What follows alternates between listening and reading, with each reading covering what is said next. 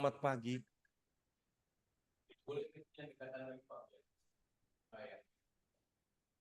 Oke.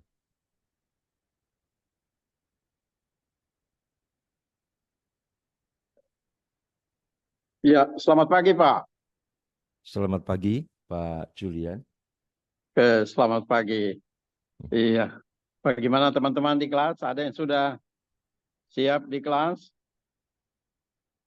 Mbak, Silakan mantap. Bapak Ibu bisa jawab. Ini ada suara tapi langsung dijawab saja. Oke, baik. Ya, boleh kita mulai atau kita masih nunggu? Kita mulai dulu dengan doa Pak Julian. Oke, baik. Setelah itu nanti saya serahkan ke Bapak untuk bisa memberikan kata sepatah kata. Kita buka dulu dalam doa ya. Baik, silakan Pak. Mari kita akan berdoa. Bapa kami di dalam surga, sungguh kami bersyukur sebab oleh anugerah-Mu, Engkau mempertemukan kami di kelas metodologi penelitian yang menurut kebanyakan orang adalah sesuatu yang menyulitkan, yang membuat menimbulkan banyak masalah. Tetapi sesungguhnya disinilah kami akan menemukan solusi-solusi di dalam kami menyelesaikan masalah apapun yang kami hadapi, baik secara pribadi, di dalam pelayanan, di dalam masyarakat. Kami percaya, kami belajar, maka kami akan mendapatkan impact daripada apa yang akan kami pelajari. Untuk itu tolonglah setiap kami, baik kami hamba-Mu yang akan menyampaikan pelajaran, demikian juga kami mahasiswa, untuk kami semua dapat sharing bersama-sama, berbagi ilmu untuk semakin mencerdaskan kami masing-masing demi kemajuan, demi pengembangan baik potensi kami masing-masing, bahkan juga boleh berguna di dalam kami melayani Tuhan. Untuk itu kami mempersilahkan Engkau Tuhan menolong kami dari pertemuan awal hingga sampai akhir, dan bahkan kami juga menyerahkan Pak Julian yang saat ini masih ada di Jayapura. Tuhan juga melindungi, menjagai kalau sebentar akan kembali ke Jawa. Engkau berikan keamanan, dan kami percayakan pertemuan hari ini ke dalam pimpinan dan penyertaan Tuhan. Dalam nama Tuhan Yesus kami berdoa. Amin. Amin. Silakan Pak Julian. Iya, pertama-tama terima kasih Pak Dr. Joko untuk mengawali kuliah metodologi penelitian dalam kelas Magister Teologi STT Kanan Nusantara Ungaran hari ini. Atas nama pribadi, ucapkan terima kasih dan selamat untuk mengajar kepada Pak Dr. Joko. Ya, para mahasiswa dan Bapak Ibu semua, peserta kelas metodologi penelitian, ada beberapa hal yang kami mau sampaikan. Saya untuk saat ini posisi ada di Timika, Papua, dalam rangka pengabdian masyarakat, dan saya baru selesai beri kuliah umum di STT Rasel Timika dalam rangka membangun hubungan kerjasama dengan STT kita di depan, dan kerjasama dengan teman-teman kita di sini untuk peningkatan pendidikan dan juga studi lanjut dari dosen stratum 1 di sini untuk kuliah di Prodi Magister Teologi STT Kanan Nusantara. Jadi posisi saya hari ini ada di sini sebentar jam 1 siang waktu Papua, terbang kembali ke Jawa, dan besok baru saya bisa ada di kantor. Jadi ada beberapa hal yang saya mau sampaikan untuk teman-teman, bapak-bapak dan ibu-ibu yang kuliah on-site maupun online, dan bahkan yang mungkin tidak bisa on-site maupun online, nanti bisa download materinya yang sudah disiapkan tentunya perangkatnya oleh Ibu Mitzi dan Pak Samuel. Jadi Bapak Ibu, ada beberapa hal yang saya ingatkan bahwa pertama, ada memang di grup saya sudah baca yang kesulitan untuk atau pas bertepatan waktu kegiatannya dengan kuliah hari ini. Pada jam yang sama, ada yang berkantor, ada yang mengajar. Sehingga bertanya apakah bisa dilakukan kuliah itu pada malam hari. Itu yang pertama, bahwa nanti dari dosen yang bersangkutan. Tetapi untuk mengantisipasi itu, kami coba buat sistemnya jadi materi bisa di-download. Lalu kami harap bahwa ada aktivitas dari Bapak Ibu yang tidak bisa ikut ini, tolong komunikasi melalui WA atau lain-lain kepada dosen yang bersangkutan. Ketika sulit untuk memahami materi atau jam-jam yang diikuti, supaya kami tahu bahwa Bapak Ibu juga aktif. Jadi tolong komunikasi, sampaikan informasi. Ya, halo. Pak Julian. Ya, oke. Ya, jadi tolong komunikasi dengan dosen yang bersangkutan ketika Bapak Ibu tidak bisa kuliah onsite maupun online. Jadi sampaikan, kemudian apakah dosen itu bisa ambil waktu pada waktu itu atau cukup dengan sistem yang kita buat, materi di-download. Tapi harapan kami bahwa Bapak Ibu bisa interaksi aktif dengan mengajukan pertanyaan yang bisa dapat dijawab, bahwa sehingga kami menunjukkan bahwa Bapak Ibu aktif, ya, walaupun tidak ikut tatap muka atau online, gitu ya. Jadi kita tahu dengan materi yang di-download atau video dan lain-lainnya, harus ada interaksi balik supaya kita tahu bahwa Bapak Ibu juga aktif. Itu satu. Yang kedua, mengenai tugas. Pasti ada tugas yang diberi oleh dosen dalam bentuk mungkin tugas kelas yang harus dipaparkan. Maka Bapak Ibu kami harap untuk bisa sisihkan komunikasi dengan dosen, sisihkan waktu untuk bisa mengikuti kuliah online untuk menyampaikan tugas presentasinya. Ya, jadi diskusi dengan Pak dosen untuk minta waktu. Pak atau Ibu, saya bisanya jam sekian sampai sekian, izin untuk saya sampaikan tugas saya. Nah itu, ya, supaya kuliah ini kita saling memahami aktivitas kita atau kita saling aktif. Supaya ada nilai, karena presentasi itu kan juga tentu dinilai oleh dosen yang bersangkutan. Jadi itu harapan kami, dan kepada teman-teman yang ada di luar sana yang aktif, kami harap bahwa ini kuliah mulai dari hari ini sampai hari Kamis, kalau saya tidak salah ya. Jadi tolong aktif dengan dosen dan juga dengan kelas ya. Yang ketiga adalah harap wajah Bapak Ibu itu ada di kamera, ada di layar ya. Gitu. Jangan fotonya saja ya, gitu.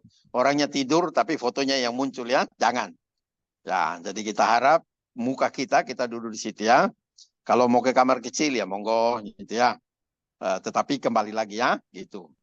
Kita menghargai waktu, kita menghargai kuliah, kita menghargai dosen yang mengajar ya. Ini peluang anugerah. Dan saya di Papua, saya lagi promosikan kita ini. Kiranya tahun depan ada kita dapat mahasiswa dari Papua, terutama dengan STT kita, saya lagi ngajar kuliah kuliah umum hari ini untuk join. Jadi kalau ada stratum 1 dari STT kita di sini bisa melanjutkan, maka saya harap itu akan terwujud tahun depan. Jadi saya pulang ini saya akan buat MOU-nya. Gitu. Dan kemungkinan juga dosen-dosen kita yang ada di Prodi Magister itu bisa juga sewaktu-waktu mengajar ke Papua. Supaya wawasan kita luas. Ini yang saya sedang bangun. Jadi ya harap apa yang saya sampaikan mari kita ikuti dengan baik. Kemudian Pak Joko mengajar hari ini dan sampai hari Kamis. Selamat mengajar Pak. Yep. Dan selamat juga untuk para mahasiswa yang ada di kelas. Selamat berkuliah. Tuhan akan menolong kita semua. Ini Bapak Ibu Perdana. Dan ini luar biasa. Saya lagi promosi di sini. Jadi ini anugerah yang luar biasa. Selamat berkuliah, meraih Magister Teologi di STT Kanan Nusantara. Yang kami harap dan khawatir, kita lagi urus IP-nya, dan kita harap kita akan dapat akreditasi minimum yang bagus. Jadi sekali lagi, berkati ada peserta, selamat ya, Tuhan berkati. Demikian apa yang saya sampaikan, dan saya buka kelas ini, kuliah perdana ini dengan minta pertolongan dari Tuhan. Kelas mata kuliah perdana dan pembukaan semester baru, khususnya kelas Prodi Magister Teologi di dalam nama Allah Bapa, Putra, dan Roh Kudus berjalan, dan kita buka secara resmi hari ini. Demikian, Tuhan memberkati. Saya kembali ke Pak Joko, dan silakan lanjutkan. Saya menarik diri karena saya harus ketemu dengan Pak Ketuanya. Ya, siap Pak Julian. Terima kasih untuk kehadirannya sekalipun lewat Zoom karena Bapak masih ada di Timika. Terima kasih Pak Julian. Tuhan memberkati. Baik, selamat bertugas. Baik, baik. Ya, sekali lagi selamat pagi. Selamat pagi buat kita semua. Satu sukacita buat kita tentunya. Kita ada bertemu kembali di kelas setelah mungkin ada yang sudah sekian tahun tidak masuk kelas karena kesibukan dalam pelayanan. Dan bagi yang sudah langsung dari S1 ke S2 mungkin itu masih seger-segernya ya, sehingga menurut saya ketika kita belajar metodologi tidak terlalu sulit karena bagi yang baru saja lulus dari S1 dan kemudian masuk di S2 ya, tapi bagi bapak-bapak ibu-ibu yang sudah sekian lama terjun dalam pelayanan mesti mengulang kembali ya. Untuk itu saya akan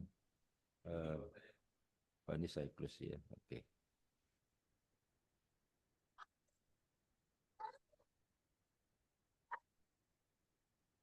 Iya. Saya akan langsung ke poin kesepakatan dulu.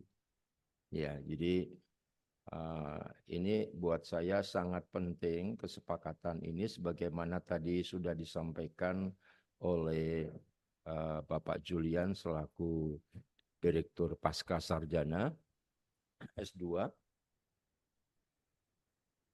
Ya, yang pertama tentunya kita berharap bahwa proses pembelajaran ini dapat berjalan sesuai dengan yang diharapkan. Ya, mari selamat datang Bu. Ya. Ya, sesuai dengan apa yang kita harapkan baik oleh kampus, saya sebagai dosen dan mahasiswa. Ya, tentunya kita berharap proses pembelajaran ini bisa berjalan sesuai dengan yang diharapkan. 4 hari, jamnya penuh, begitu kan ya. Jangan sampai lalu kemudian kehilangan waktu dengan tidak ada hasilnya. Nah, jadwal perkuliahan sudah diberikan kepada kita semua, tetapi karena perkuliahan ini dilaksanakan dengan 2 sistem, yaitu onsite dan online. Nah, jika ada hal-hal yang mungkin perlu dibicarakan, maka akan kita bicarakan bersama. Karena di WA pribadi beberapa dari mahasiswa yang minta izin, begitu kan ya. Saya berharap bagi Bapak Ibu yang hadir tidak menimbulkan iri hati. Kita semua hamba Tuhan ya. Tapi berbahagialah bagi Bapak Ibu yang langsung hadir itu akan mendapatkan pelajaran yang berbeda karena tidak lewat layar tetapi langsung kita boleh berhadapan dan nanti bisa berinteraksi antara satu dengan yang lain. Nah, ini yang perlu kita bicarakan. Apakah kalau tadi sih sudah disampaikan, tapi di forum ini apakah Bapak Ibu siap tetap onset seperti ini untuk kita berjalan seperti ini dari pagi sampai sore? Siap? Siap? Oh, kenapa?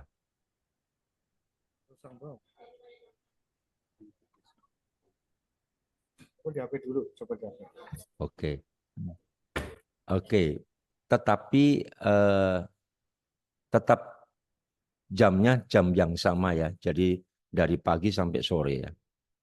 Masalahnya begini, maaf ya, saya mungkin agak killer, tapi maksud saya begini. Ini bukan S1, tapi ini S2. Jadi S2 itu punya beban tanggung jawab yang lebih besar karena akan menyandang gelar yang lebih tinggi dari S1. Ya, nah S2 ini kalau 2 kali pertemuan dan ya oke lah 3 kali tidak ada pertemuan, 3 kali itu artinya bukan 3 hari, tapi 3 jam pertemuan itu dianggap tidak lulus. Itu kekejaman saya, begitu maksud saya. Ya, jadi saya tidak ingin saya tidak ingin mahasiswa itu rugi untuk belajar. Ya, saya sangat sayang kalau mahasiswa belajar tapi tidak mengikuti pelajaran. Ya.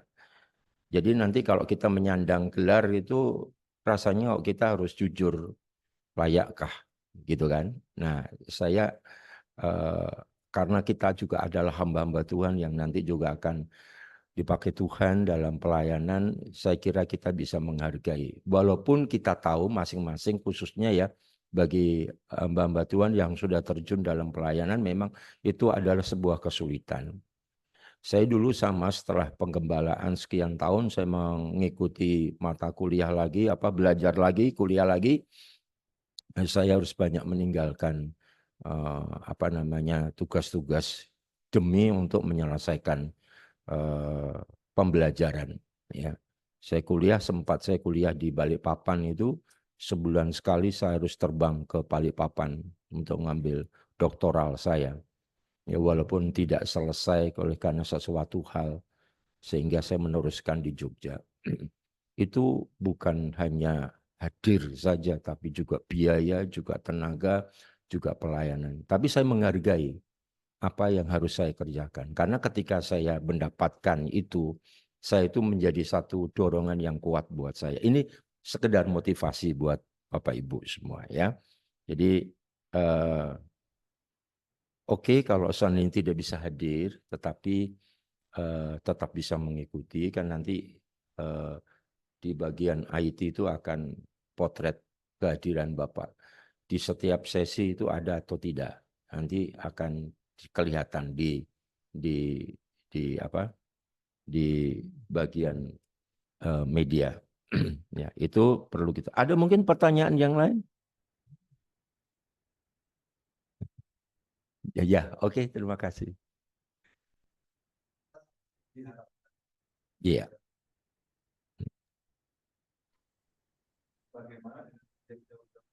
Mm-mm.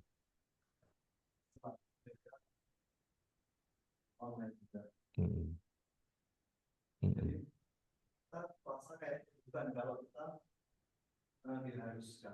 Mm-mm. Mm-mm.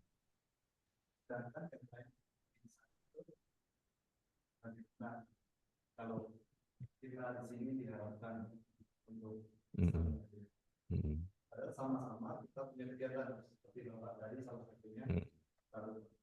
Mm. Mm.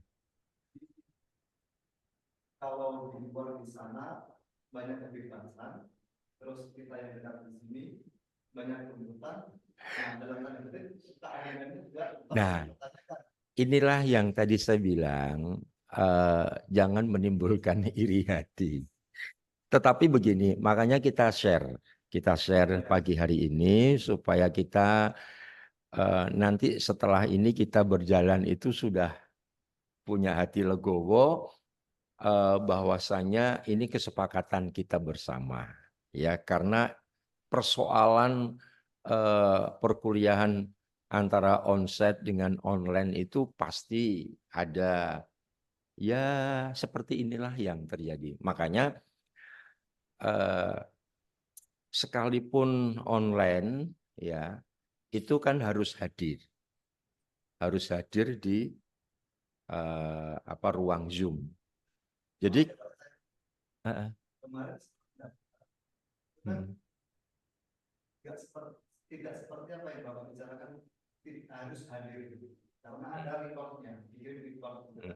hmm, hmm. Nah, jadi yang tidak bisa hadir di Zoom itu ada informasi kalau ada report perkuliahan ini. Iya, memang itu yang disampaikan oleh Pak Julian, betul memang. Karena kemudian akhirnya mengambil data apa namanya recording yang untuk perkuliahan. Nah, nanti begini, menurut saya sih karena saya belum ketemu langsung dengan Pak Julian, menurut saya begini, kalau seandainya itu mengambil, kan memang berarti tidak ikut kuliah kan? Kan tidak ikut kuliah, betul kan ya? Setuju, ya betul ya, setuju ya. Ya, cuman hanya enggak online pun juga enggak. Kalau ngambil rekaman kan berarti tidak online kan? Tidak onset, tidak online, ya cuman nanti ngambil aja lalu belajar sendiri. Nah, memang semua itu ada plus minusnya masing-masing ya. Itu ya masing-masing ada plus minusnya. Tetapi menurut saya ini kan ini kebijakan. Saya coba begini. Kalau memang ngambil seperti itu harus ngambil pada jam perkuliahan diambil. Itu apa namanya? Hasil itu harus diambil ketika proses ini lalu belajar. Kalau ada tugas, ya harus tugas dikerjakan. Harus kerja itu tugas itu paling tidak hari ini misalnya ada tugas itu harus dikerjakan. Begitu.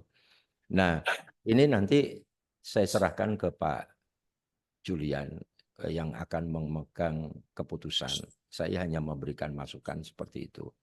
Ya, karena begini Bapak Ibu, saya sudah sampaikan tadi, sayang banget kalau bukan cuma saya aja yang mengajarkan, nanti banyak ya. Ya mungkin akhirnya belajar lewat rekaman, ya bisa sih, nggak ada masalah, bisa. Hanya sayang kalau kita tidak bisa berinteraksi. Kita sebagai dosen dan mahasiswa nggak bisa berinteraksi, itu kan sayang ya, sayang. Nah itu yang saya pikirkan bersama. Jadi Bapak Ibu slow saja, nanti akan diputuskan oleh Pak Julian bagaimana baiknya. Karena masing-masing pasti bagi yang memang betul-betul pelayanan itu akan mengalami banyak kesulitan. Ini di WA saya cukup banyak yang Pak saya nggak bisa, Pak saya ada ini, Pak saya begitu ya. Sebenarnya begini sih, sebenarnya saya ingin tawarkan, ini boleh ya saya tawarkan ya. Tapi silakan. Saya biasa ngajar S2 itu sore sampai malam. Karena pagi banyak yang kerja. Banyak yang mungkin ada yang pelayanan sehingga kita ngajar sore sampai malam.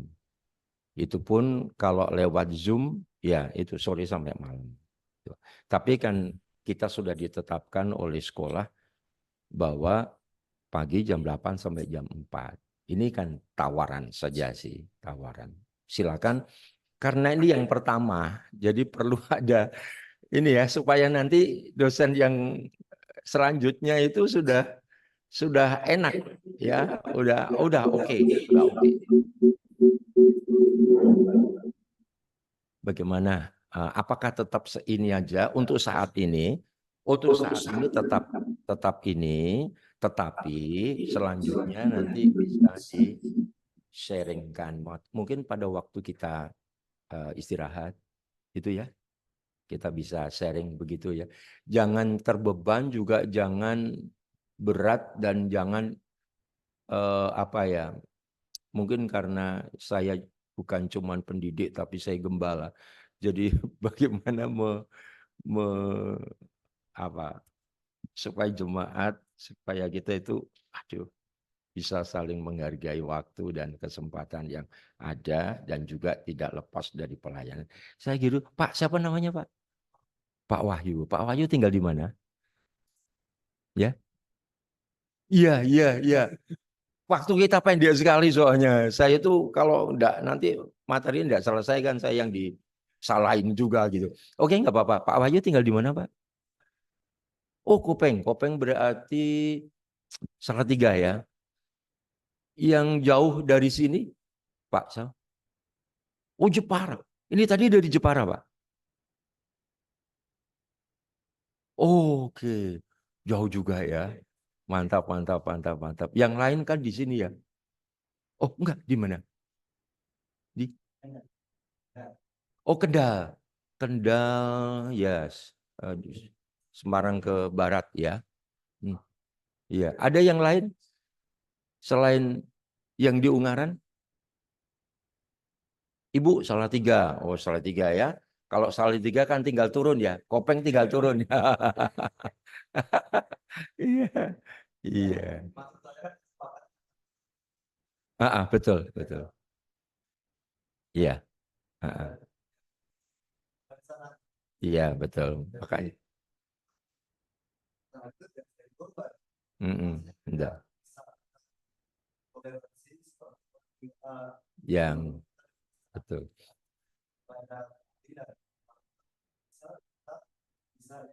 Online. Iya. Boleh.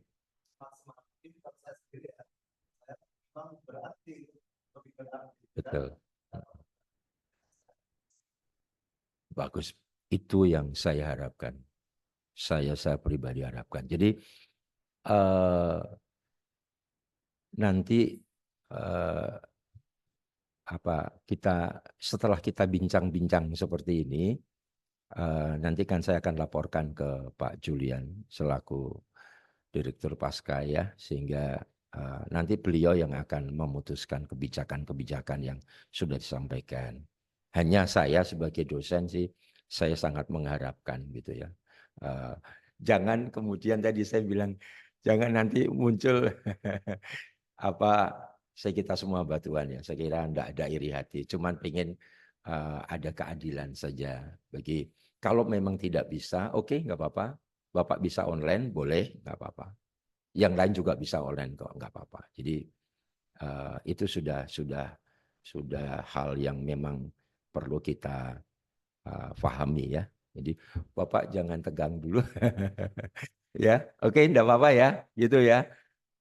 Cuman harapan saya nih, kita bisa ketemu ini, itu akan lebih nyaman, lebih enak. Jadi yang dengar lewat Zoom ya enggak apa-apa. Nanti karena saya tahu ada yang di Papua, ada yang di Sumatera, nggak mungkin kalau ke Semarang gitu kan. Ya, namanya hybrid itu ada online, ada onsite. Ya, saya kira gitu. Kalau memang terpaksa tidak bisa hadir, khususnya yang di sini, ya, khususnya yang sekarang hadir, ya saya akan paham. Nanti bisa per pribadi aja, bisa disampaikan keberatan kenapa tidak bisa hadir, karena memang ada tugas pelayanan atau apa yang memang itu bisa kita terima, kita pahami. Gitu ya Pak ya. Pak Wahyu, semangat Pak. Gitu ya, semua sepakat. Ini yang dari Zoom ada, ya, mari yang di Zoom. Halo. Halo Mbak. Itu terlalu pagi ya. Ya, ini waktunya kan 4 hari. Jadi jam 8 sampai jam setengah 4. Betul ya? Nah, mengingat waktu yang pendek, itu saya kira sulit materi yang nanti saya akan bagikan itu ada sekitar 60 halaman. Kalau tidak salah, itu saya kira tidak mungkin bisa diselesaikan dengan waktu yang pendek. Makanya nanti saya akan langsung menyampaikan dalam kemasan. Ya, di materi itu saya kemas. Anda bisa nanti dapat di diktatnya, tapi saya sampaikan secara saya kemas sedemikian rupa supaya bisa mencakup semuanya, gitu ya. Nah, penilaian berdasarkan persesi, keaktifan, pengumpulan tugas di kelas per hari dan tugas-tugas akhir. Oke. Halo. Hai. Ini namanya pagi-pagi sudah pada tegang semua. Ketemu dosen yang killer kali ya.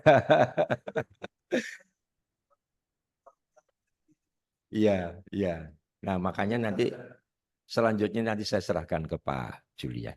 Ya, Eh, saya sebagai dosen punya pendirian, tapi keputusan nanti biar Pak Julian saja.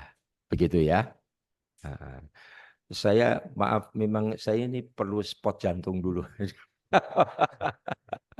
Sayang tidak ada minuman di sini ya. Nanti boleh cari minum buat seger-seger. Gitu, sekali lagi jangan patah semangat. Justru ini awal-awal yang kita dikit tegang-tegang gitu ya. Oke, oke, oke, baik-baik ya. Ya, jadi jika terjadi hal-hal yang tak terduga, maka dapat kita bicarakan bersama. Oke ya, begitu ya. Oke. Halo, halo yang di Zoom, halo. Oh, ya. Oke, baik. Terima kasih.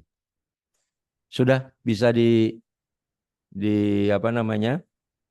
Clear? Masih ada sedikit lagi? Waduh, terima kasih Pak. Mantap sekali. Waduh, dahsyat ini jauh-jauh bawakan minum buat saya nih ya. Aduh.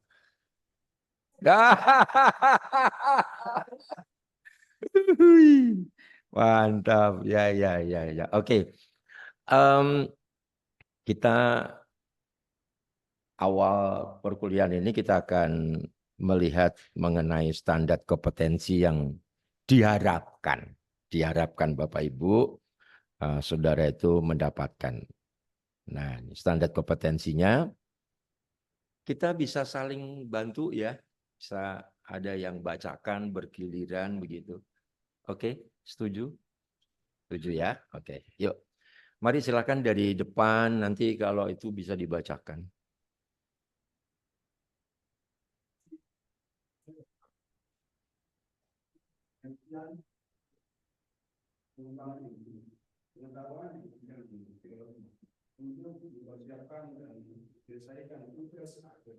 Iya, terima kasih. Jadi kompetensi dasar yang standar kompetensi yang dimiliki oleh kita harapkan itu bisa memahami teori tentunya. Saya kira sebenarnya kalau teori itu di S1 sudah dapat kan ya, udah ya. Kita hanya sedikit mereview aja lah, ya. Untuk teori saya kira nggak terlalu banyak, tetapi saya akan membidik Bapak Ibu itu untuk bagaimana prakteknya. Itu yang penting supaya memiliki hasil tugas akhir itu betul-betul punya bobot. Karena program S2 yang dibentuk dibuka di kelas ini adalah ingin supaya masing-masing kita mahasiswa itu punya kompetensi yang luar biasa di bidang penelitian dan PKM. Ini yang dicanangkan oleh beliaunya Bapak Julian. Jadi kita nanti akan jadi bukan hanya sekedar mahasiswa, tapi juga menjadi orang-orang yang punya kemampuan untuk bagaimana kita bisa menciptakan atau membuat sesuatu penelitian yang berguna buat diri kita juga, buat gereja, buat masyarakat. Ya, nah minimal itu nanti kita Bapak Ibu Saudara bisa menyelesaikan tugas akhir dengan nilai yang memuaskan, ya, dengan menilai yang sangat memuaskan. Ini standar kompetensi. Makanya nanti saya akan meng-create. Saya dalam materi yang cukup banyak itu saya akan buat sedemikian rupa sehingga Bapak Ibu itu bisa nangkep, tetapi di konteks prakteknya ya. Saya tidak terlalu banyak di teori, tapi saya di prakteknya. Nanti akan sedikit-sedikit kita akan sambil jalan ada praktek, sambil jalan ada praktek ya. Oke, lanjut.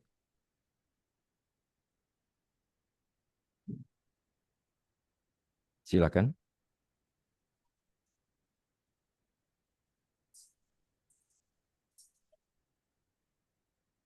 Dikaitkan dengan pemahaman tentang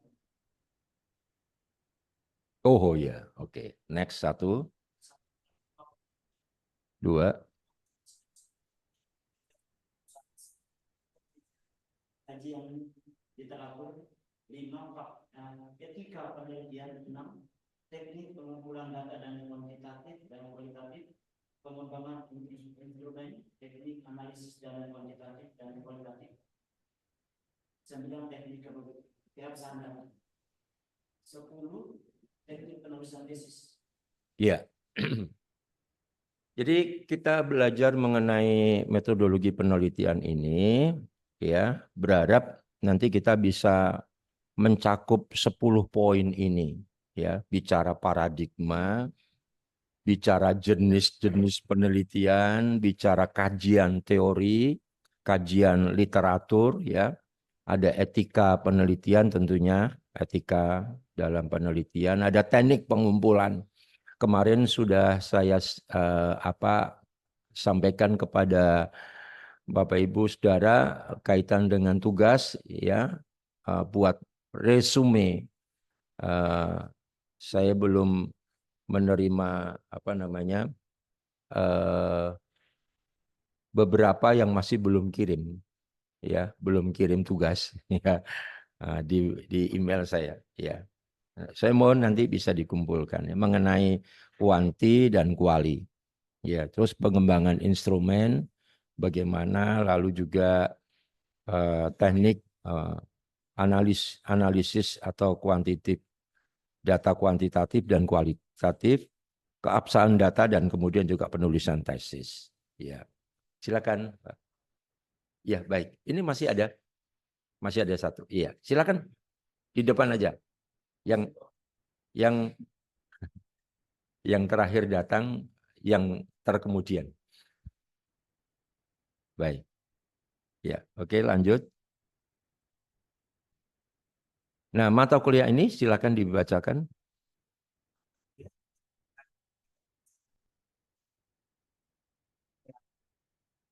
Kemandirian mahasiswa mencari dan menemukan pengetahuan serta membangun kompetensi yang diharapkan. Ya. Pendekatan perkuliahan kita ini adalah studi center learning, ya, artinya mengedepankan kemandirian mahasiswa. Sekali lagi saya sampaikan, ini bukan S1, ya, ini S2. Jadi ada wujud kemandirian, dan kemandirian itu nanti akan saya wujudkan dari tugas-tugas yang akan Bapak Ibu Saudara kerjakan, ya.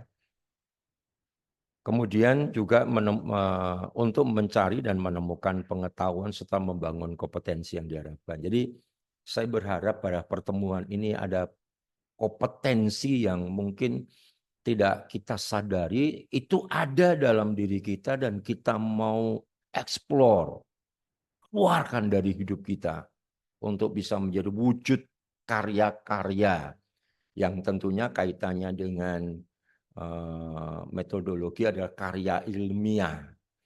Apalagi sekarang itu dunia penuh dengan literasi, ya, dunia penuh dengan literasi, dan literasi yang bisa diwujudkan lewat tulisan ataupun lewat konten-konten yang nanti Bapak Ibu Saudara itu bisa kerjakan dan bisa jadi berkat.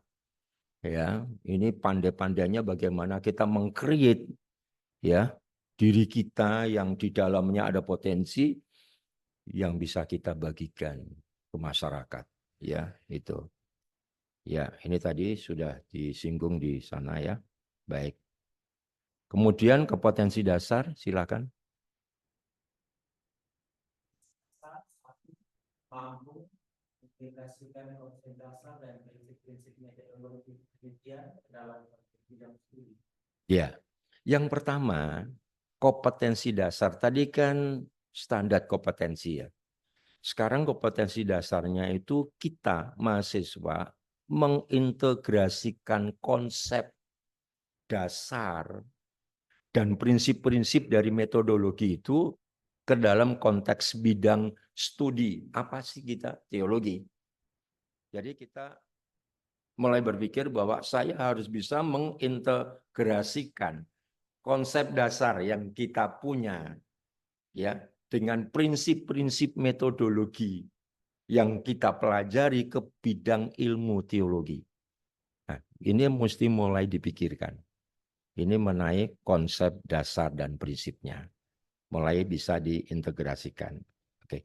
Kalau kemudian ada pertanyaan bisa langsung ya. Jadi kita jangan menunggu saya selesai, tapi artinya semua selesai gitu ya. Tapi begitu ada pertanyaan bisa langsung. Yang kedua silakan.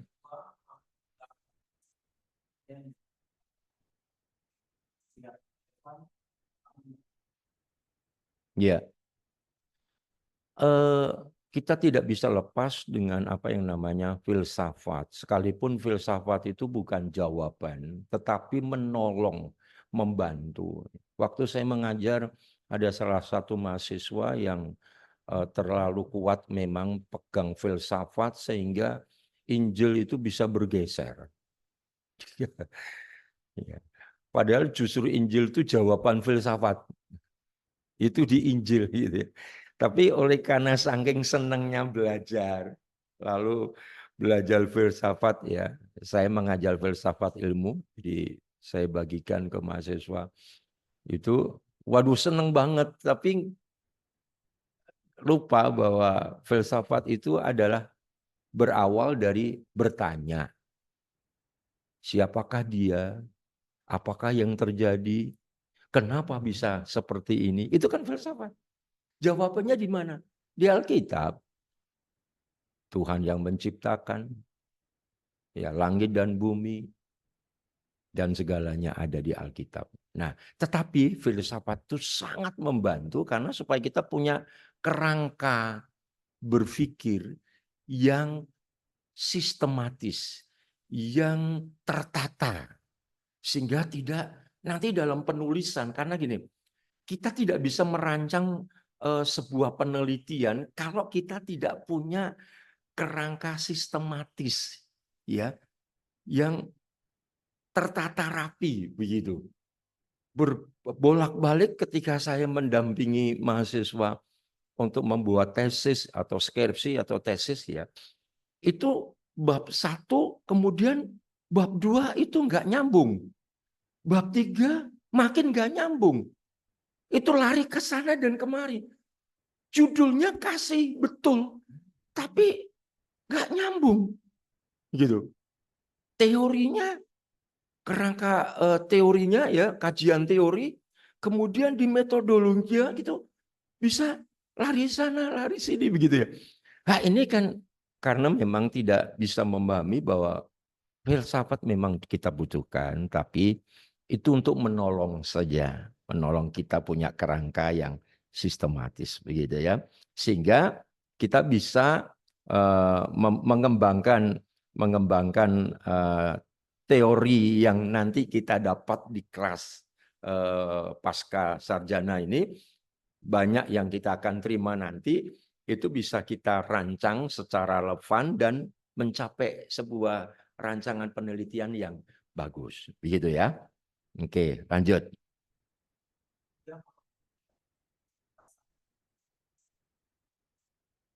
Ya, mampu menjelaskan konsep dasar. Ya, kita memang nanti mau tidak mau saya mengulang supaya bagi yang sudah agak lama, Bapak Ibu yang sudah agak lama tinggalkan kampus lalu terjun dalam pelayanan, saya mau tidak mau mesti ada konsep dasar awal. Ya, itu tidak banyak, tetapi cukup untuk menolong mengingatkan kembali aja, lalu kita nanti akan masuk. Ya, bagaimana kita bisa meneruskan pembelajaran kita tentang metodologi penelitian. Oke, lanjut.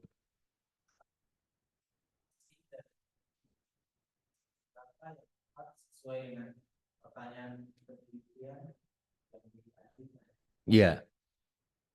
Nanti Bapak Ibu Saudara, saya sudah buatkan SOP ya, standar operasional produk itu kaitannya dengan proses bagaimana kita bisa membuat tesis. Jadi nanti langkah yang pertama membuat judul.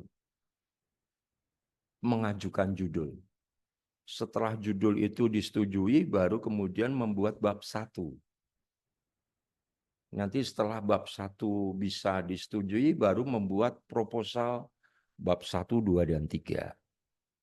Nah, setelah selesai ini bisa, baru ujian tesis. Nanti membuat bab 1 sampai bab 3 itu sudah jadi, terjun di lapangan, selesaikan, buat laporan di bab yang kelima, silakan mengikuti ujian tesis. Ya. Dan sebelum Anda semua lulus dari sini, nanti kampus, ya sekolah akan membawa Anda ke Korea. Siap-siap, ya.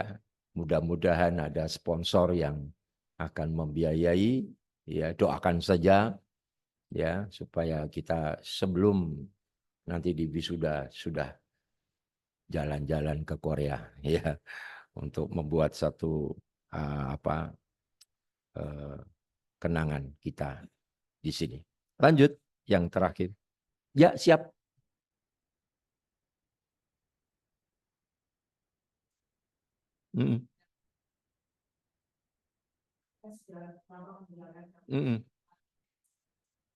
Iya. Contoh saya dari dulu ya kan S1 ya bagi saya kan itu sesuatu yang baru. Jadi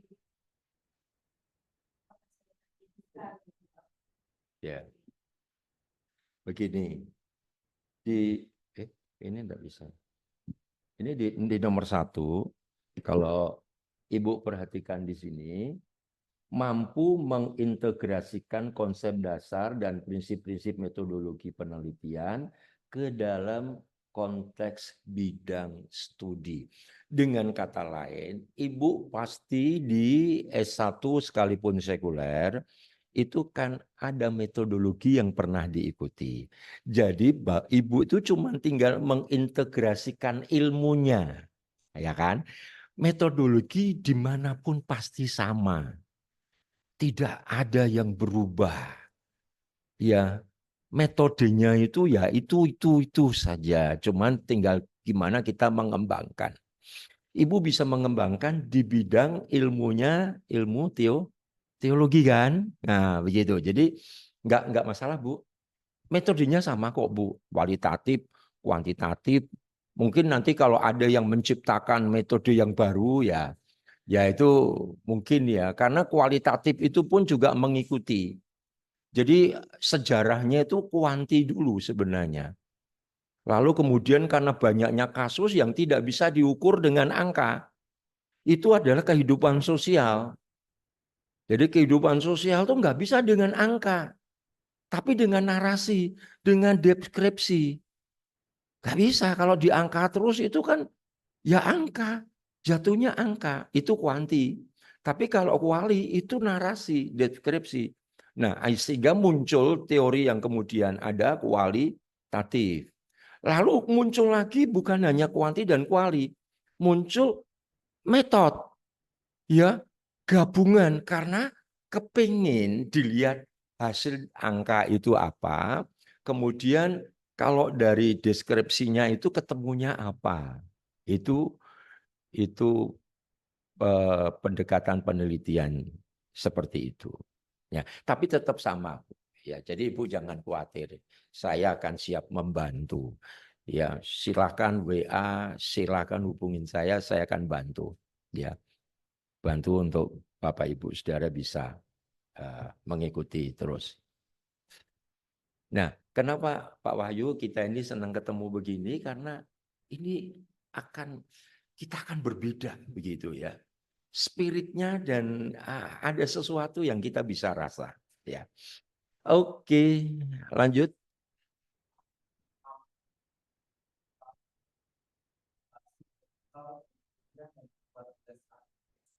Ya. Yang keempat tadi belum ya, mengevaluasi dan memiliki teknik analisis data ya. Ya, mampu mengevaluasi. Nah, ini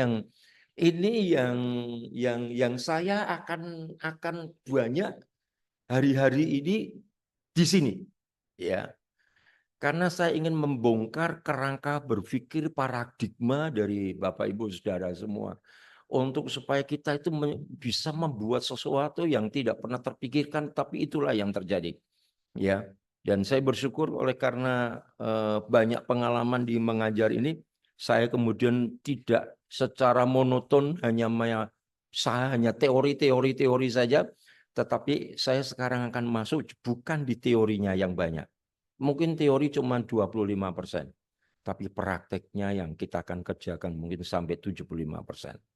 Karena bagi saya, Anda sudah di S2 itu sudah diperlengkapi dengan metodologi. Nah, yang kelima, menyusun proposal, presentasi proposal, dan kemudian membuat tugas akhir.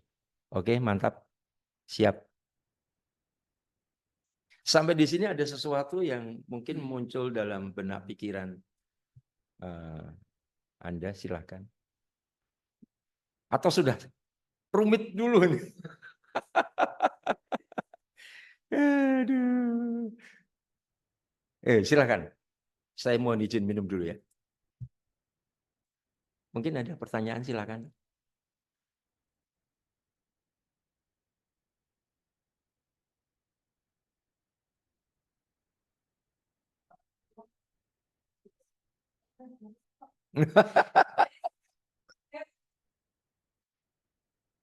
Ya, jadi begini. Saya orangnya tuh pragmatis. Jadi sekarang ini saya sedang membawa, tanpa disadari kan oleh Anda semua, itu saya sedang membawa Anda tuh masuk ke alam gaib. Ya, bahwa nanti ketemu dengan ini, ketemu dengan ini, ketemu dengan ini, keluar sudah jadi tesis. Gitu ya. Oke, mantap, mantap. Tenang saja, Bu, tenang. Tenang. Ya, urutannya yang akan kita pelajari itu ada 5. Yang pertama, silakan lanjut yang lain.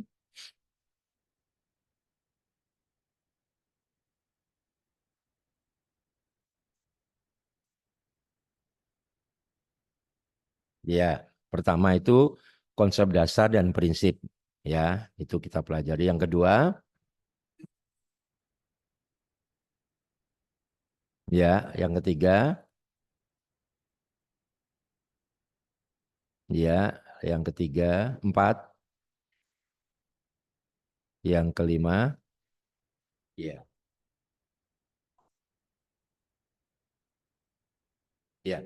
Jadi di tingkat S2 ini kita akan berada di lingkup ini, ya. Ini rincian dari materi, ada di diktat, ya. Nanti bisa menghubungi Bu Metsi untuk masalah diktatnya, ya. Jadi kita ini urutannya. Lalu yang dibahas apa ya? Tentunya indikator hasil belajarnya ya 5 tadi.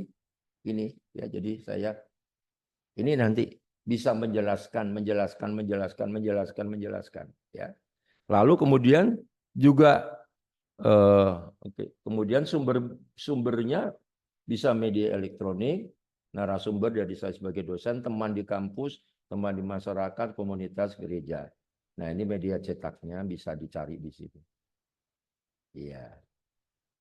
Kemarin saya sarankan Sugiono karena memang cukup mudah dipelajari. Yang lain mungkin dengan tulisan narasinya yang berbeda. Nanti kita juga akan belajar.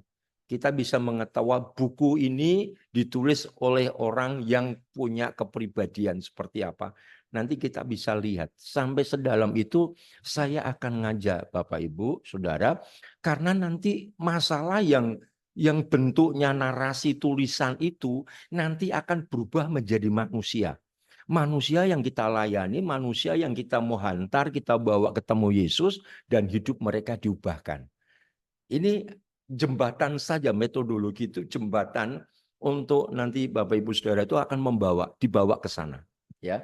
Nah, mengenai media, saya lebih cocok memang sama Sugiono ya, metode penelitian ini cukup sederhana sekali, tetapi yang lain itu menjadi dukungan ya, menolong kita Karena ada hal-hal yang bisa kita pelajari dari buku-buku yang lain. Oke, sepakatan tadi sudah kita selesaikan ya. Oke. Nah, sampai di sini ada yang ingin, kalau tidak ada nanti saya akan masuk di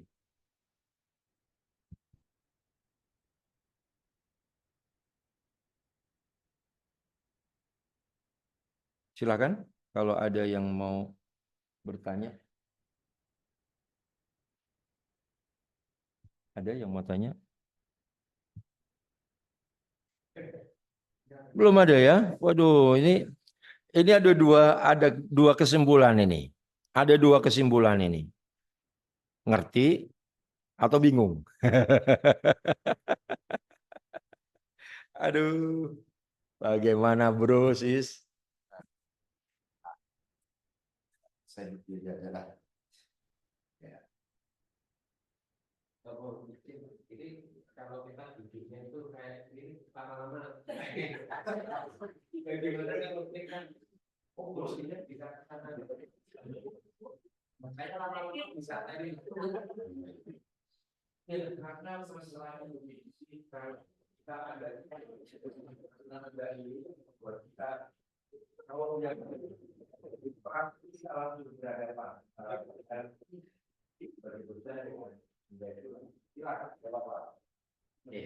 Nah, kita mulai belajar dari pendahuluan ya. Pada hakikatnya silakan dibaca. Next. Pendahuluan pada hakikatnya penelitian dapat dipahami dan mempelajari berbagai aspek yang mendorong penelitian untuk melakukan penelitian. Ya. Boleh, silakan.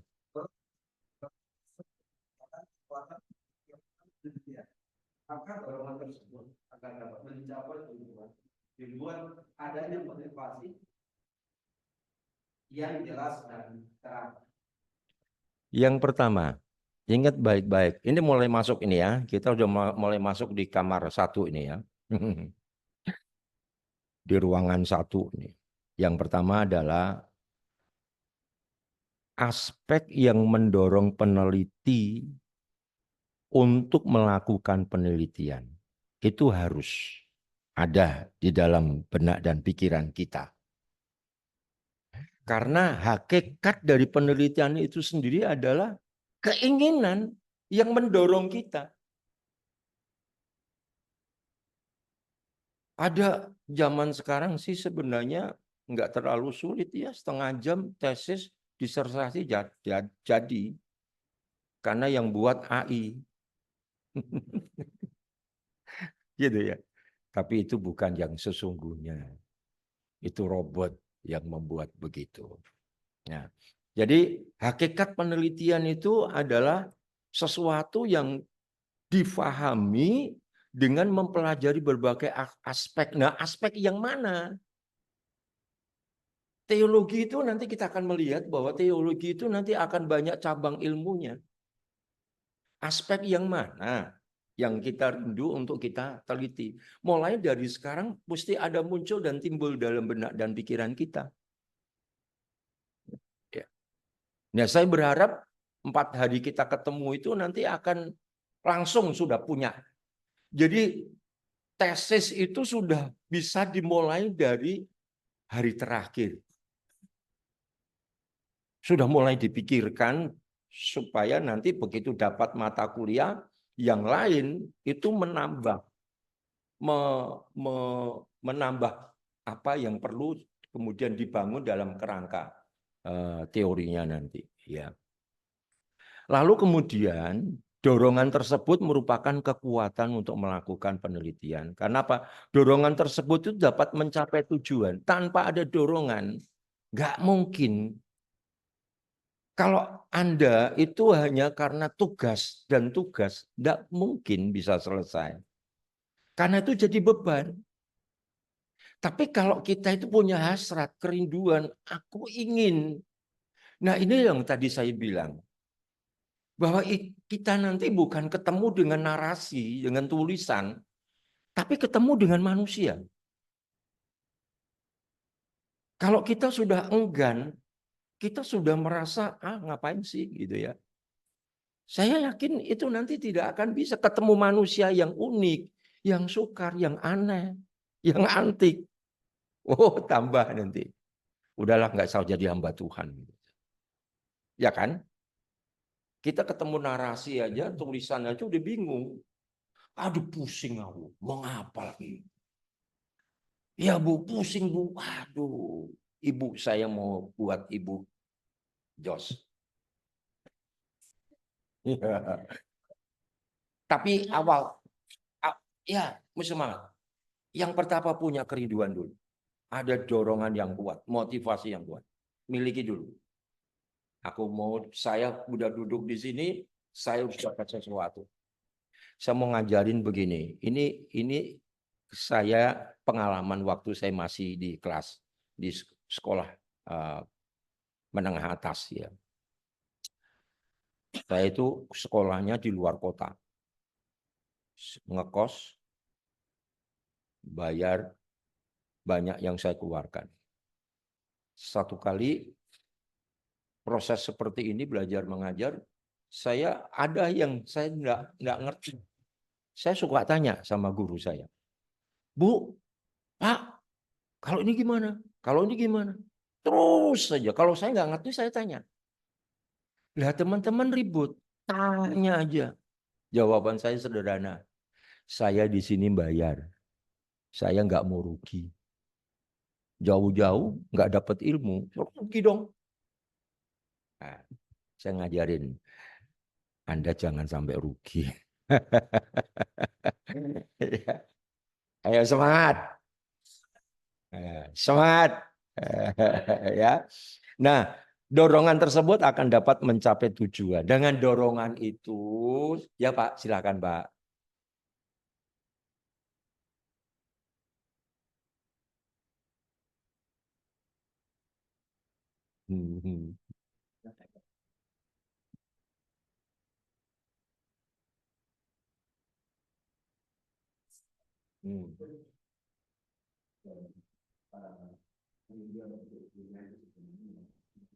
Iya.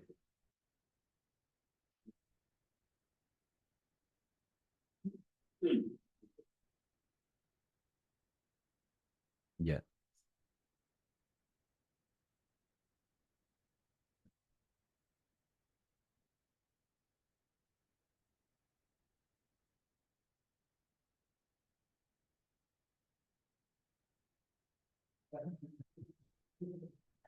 Iya, iya.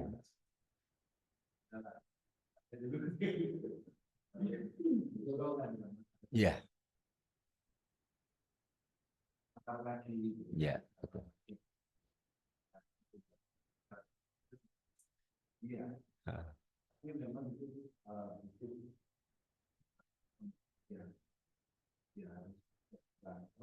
Ya.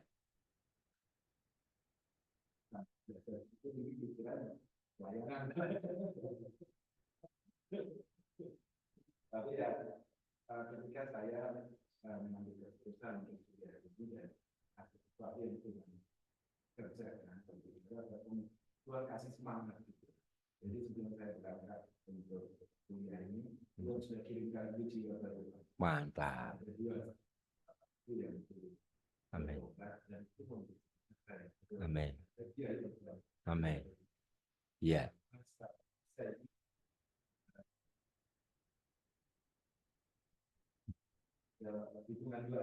Ya, baik.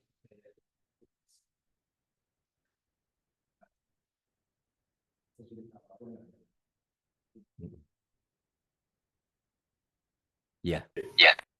Semangat, Pak. Saya punya moto adalah long life education.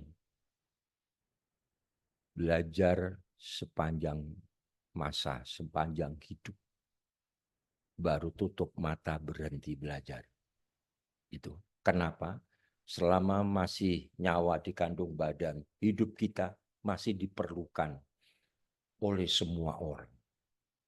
Ketemu di jalan, ketemu di mana, kita bisa membagi berkat buat mereka. walaupun itu mungkin ilmu, walaupun itu konsep dasar sesuatu gitu ya, tapi bisa kita bagi. Maka sekalipun emeritus tidak berhenti untuk tetap terus menjadi berkat. Betul kan, Pak? Nah, maka jangan berhenti untuk belajar. Habis S1, S2 bisa S3. Ya, dorongan itu jelas di sini ya, dorongan tersebut dapat mencapai tujuan. Pasti karena dorongan ya. Dorongan yang oleh karena ada motivasi di sini. Ya. Ya, siap.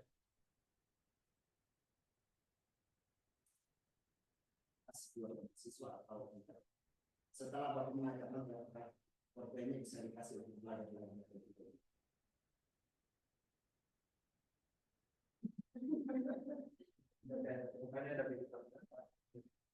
Motivasinya apa?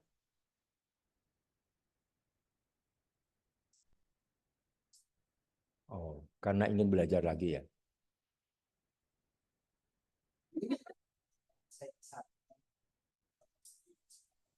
Ya.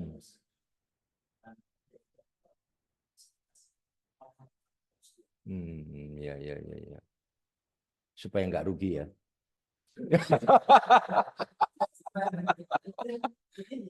Ya.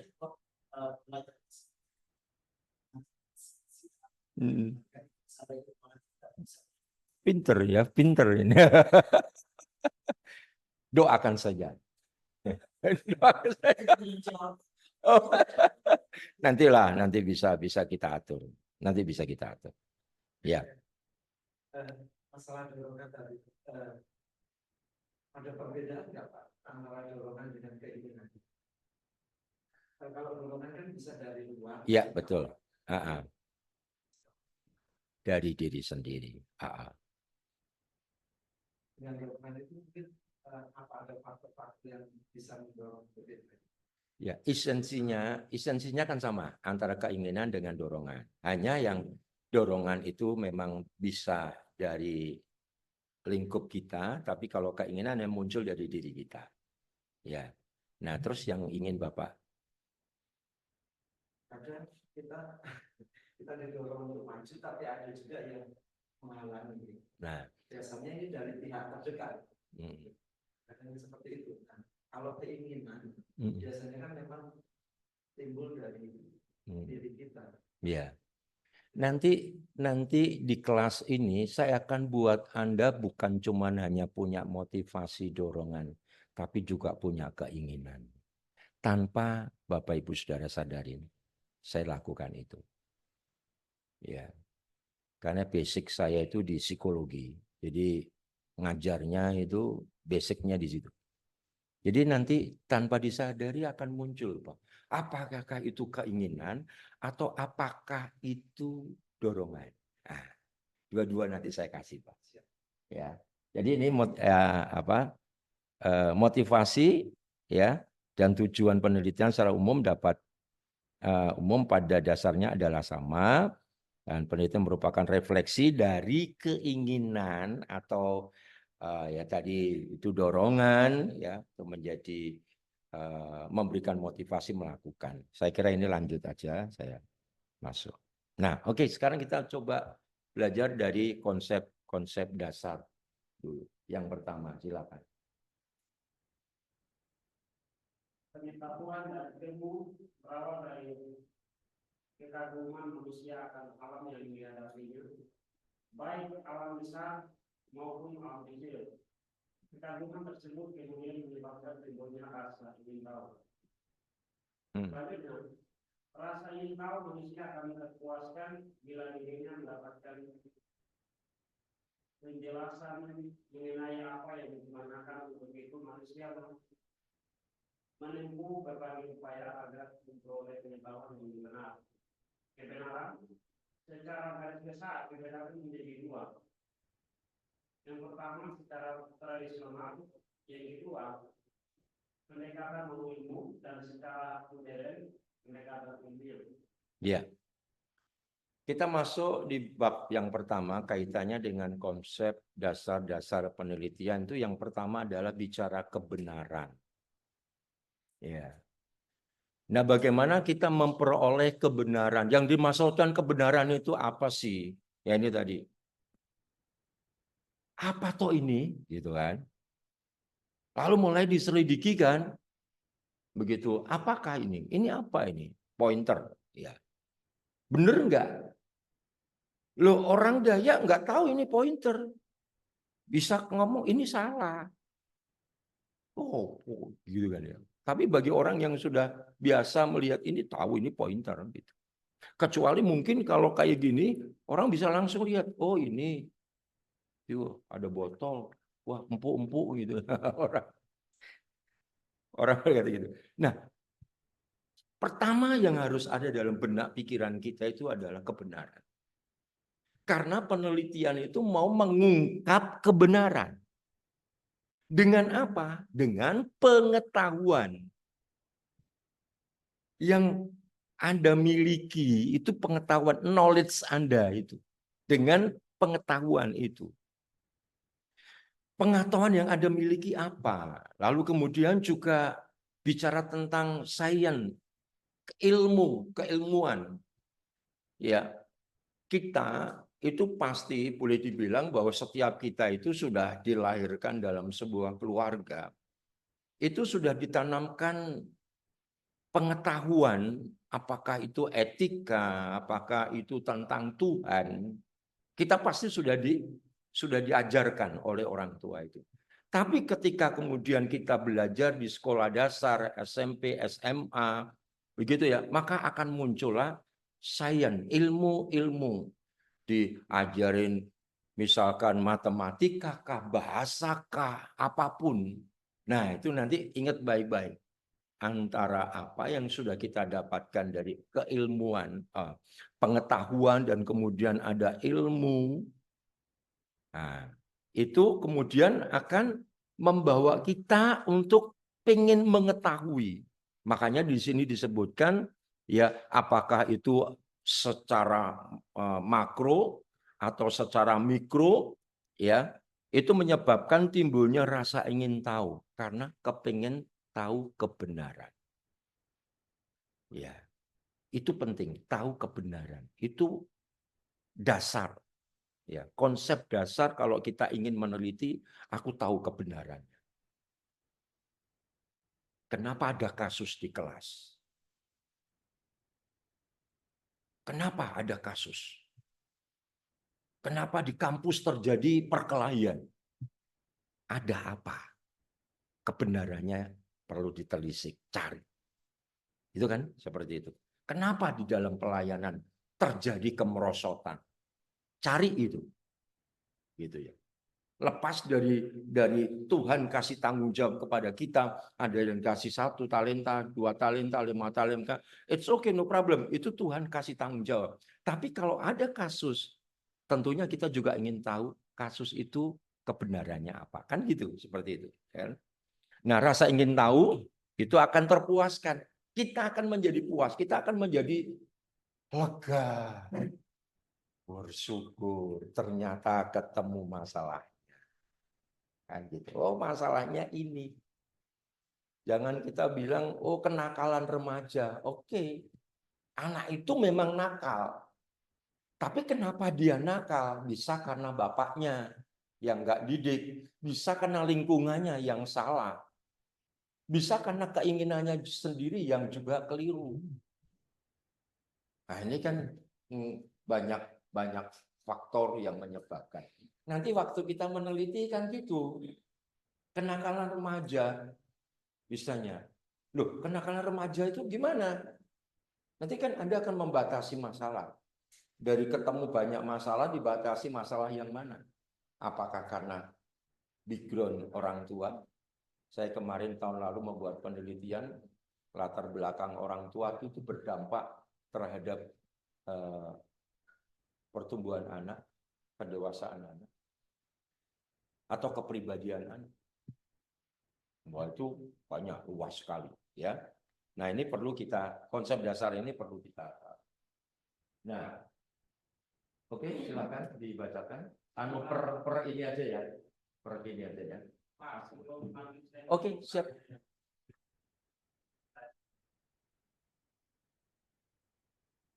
pertama kebenaran. Mikro dan mikro ini. Nah, mungkin Bapak bisa menjelaskan secara spesifik apa makro dan mikro ini. Ya, Terus yang kedua itu rasa ingin tahu. Di sini rasa ingin tahu ada menjadi dua ya. Yang pertama secara tradisional pendekatan ilmiah dan yang kedua secara modern pendekatan ilmiah. Bisa menjelaskan lagi secara spesifik. Lain bisa. Oke, tadi belum tak jelasin ya berarti ya, Bapak. Oke, begini. Yang makro dan mikro, saya kira kita semua bisa memahami itu. Tapi kalau kepingin lebih dapat penjelasan makro itu kan begini. Kalau kita lihat dalam kehidupan ini itu luas sekali. Ya, hidup ini terlalu banyak hal yang kita bisa jumpai. Kalau bicara alam semesta ya bukan cuma di bumi ini kan bisa di antariksa. Itu makro, itu luas sekali. Itu yang dimaksudkan. Dalam penelitian itu nanti kita akan ketemu banyak masalah. Ya, banyak masalah. Nah, kita itu kagumnya di mana? Makanya nanti akan ada semacam sebenarnya saya sih minta kemarin itu ada papan tulis untuk saya bisa jelaskan. Tidak di sini tapi di papan tulis. Oke. Jadi makro kosmos itu kan bicara tentang alam semesta. Sedangkan yang mikro itu kan hal-hal yang kecil yang ada di seputar kita. Gitu. Kita bisa melihat dunia tapi kita bisa melihat sekitar kita. Kayak Alkitab firman Tuhan berkata dalam Mazmur 119 ayat 105. Firman-Mu itu pelita bagi kakiku, tapi juga terang bagi jalanku. Pelita bagi kakiku bicara langkah demi langkah. Itu yang saya sebutkan adalah mikro. Tapi kalau makro itu adalah jalan hidupku. Jalan hidup kita sampai mana? Nggak tahu tuh, nggak jelas tuh. Mungkin 50 tahun kita masih bisa menjalani, tetapi mungkin baru 15 tahun sudah selesai. Panggilan datang dari yang mati. Itu maksud saya. Jadi mikro itu ya bagian kecil di antara kita, di sekeliling kita. Kalau makro itu luas. Ada mahasiswa yang sedang meneliti, waktu itu saya jadi pembimbing, itu tentang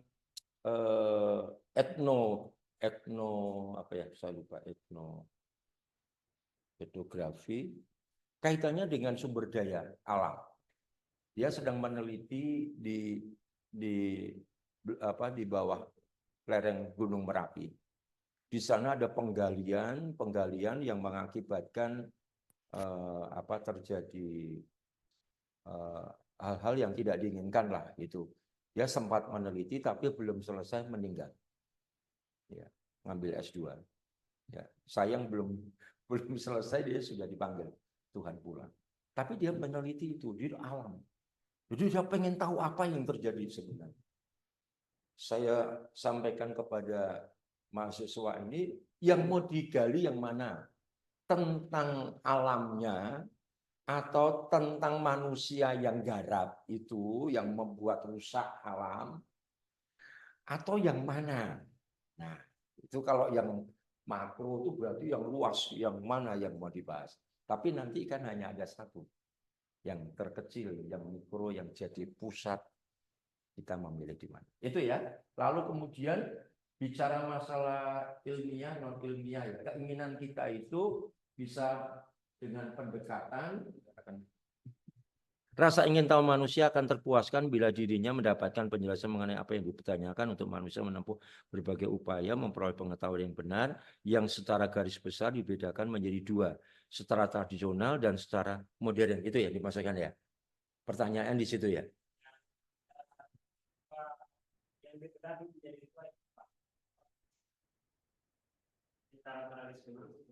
Oh, iya ya. Ada itu nanti ada penjelasannya itu. Ini ada nanti. Iya, ini nanti ada penjelasannya. Oke ya, nanti masuk di sana. Saya kira gitu. Ya, pelan-pelan. Itu berarti memang kepengen lari lebih cepat. Ya, oke. Gimana? Ya. Jadi kita di sini dulu ya. Bagi bagian satu ini ditulis untuk memenuhi keperluan kita, setidaknya sebagian jika kita dapat sepenuhnya. Jadi seorang mengusulkan penelitian, melaksanakan penelitian, melaporkan penelitian, dia perlu memahami konsep-konsep dasar mengenai penelitian. Jadi yang pertama, konsep itu kita mesti tahu dulu. Ya, itu awal untuk kita nanti bisa sampai di sana. Nah, paling tidak itu ada satu yang kita konsep, salah satu konsep itu yang kita mau dalami, kita memasuki ke dalamnya untuk kemudian kita bisa membuat ya penelitian itu. Nah, pengertian dan motivasi itu laksana lampir luncur gitu ya. Artinya itu menjadi sebuah pintu masuk di mana kemudian kita akan masuk ke sana. Ya. Maka butuh motivasi. Kita mesti butuh motivasi untuk masuk di sana. Nah, kemudian kalau akan dibahas ancangan penelitiannya, bagaimana rancangannya, nah itu nanti ya dengan strategi-strategi penelitian yang dipakai dan langkah-langkah dalam merancang penelitian. Itu nanti kita sambil berjalan ke sana. Oke.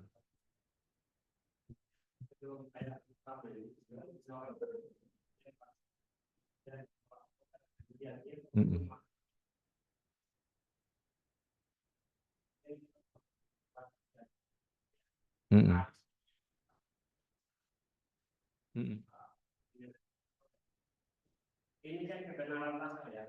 Dasar pusat yang harus memahami sebagai seorang peneliti ya. Jadi sebagai seorang peneliti harus apakah dia yang melihat ke sisi atau dua-duanya itu, sisi makronya atau mikronya itu. Jadi semuanya harus melihat sebagai seorang peneliti. Ya. Harus seperti apa? Mungkin Bapak. Mari. Ya. Jadi begini, nanti kan ada namanya cara berpikir orang itu induktif atau deduktif. Itu saja sebenarnya letaknya ada di situ. Mau lihat yang makro atau melihat yang mikro. Nanti kita tergantung nanti Anda mau yang bagaimana? Mau suka yang makro atau yang mikro? Itu nanti akan ada teori yang namanya teori segitiga terbalik. Ya. Kalau kita yang makro itu dari pembahasan yang luas. Yang luas itu kita bahas sampai kemudian makin kecil, lalu titik persoalan yang itu akan kita bahas. Gitu. Yang akan kita teliti maksudnya. Gitu. Tapi ada yang dari kecil, temukan dulu. Ya. Kalau kita melihat explanatory misalnya ya, penelitian explanatory itu kan memperjelas masalah yang ada. Ya, misalnya tentang kompetensi seorang hamba Tuhan. Seorang hamba Tuhan punya kompetensi. Itu yang dibahas kompetensi, tapi ketika diperjelas makin dalam, itu kompetensi dari hamba Tuhan itu apa saja? Oh, ada kaitannya dengan personality, dengan kepribadian. Ya, dalam surat itu bisa kita temukan di sana karena bisa kalau tidak salah ada 6 atau 7 di sana kompetensi sosial, ya, kompetensi profesional, bagaimana dia melayani, bagaimana kompetensi keluarganya, ya, family-nya itu anak, suami dari satu istri, anak yang tidak boleh begini-begini, itu ada, itu kompetensi juga. Nah, ternyata ketika dimasuk semakin dalam, itu awalnya deduktif. Dari luas, dari makro. Kemudian makin kecil-kecil itu ketemu. Ya. Nanti pembuktiannya, kebenarannya seorang hamba Tuhan, kompetensi hamba Tuhan dalam melaksanakan implementasinya, melaksanakan tugas itu di mana? Apakah karena studinya dia itu pandai, dia seorang yang pintar belajar, atau bukan karena itu karena pengalaman? lamanya, begitu ya. Lamanya melayani membuat dia itu punya kompetensi melayani. Nah itu tadi dari bisa dari luas masuk ke kecil, atau dari kecil satu titik itu bisa kemudian dicari temu ada sekian banyak. Itu antara makro dan mikro. Itu intinya gitu. Ya. Bro, siapa namanya? Alfansil. Oh, iya. Papua. Adik saya di Wamena, tinggal di sana. Udah puluhan tahun. Ikut apa itu namanya? Yang di Salatiga itu pesat. Ya, dulu ikut pesat. Oke. Bisa. Gitu. Ya, silakan. Oh, iya. Betul.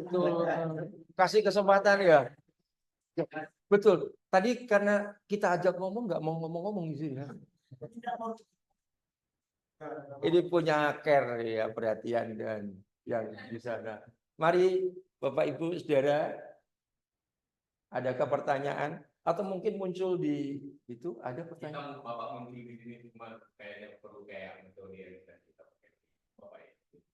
Biar kita bisa lihat siapa yang bertanya. Oh, berarti saya buka. Nah. Iya, apa-apa. Saya kurang mampu di bidang media, jadi perlu dibantu.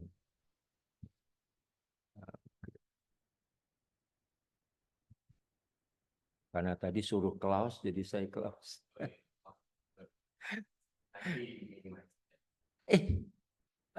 Sampai jam berapa ya? Saya sampai lupa ini. Kita berhenti sampai jam? Minta tolong dibukakan saya. Berapa? Ini sudah pas ya? Sudah pas ya. Oke, sebelum saya tutup, kita istirahat sebentar. Beberapa menit ya? Istirahatnya berapa menit?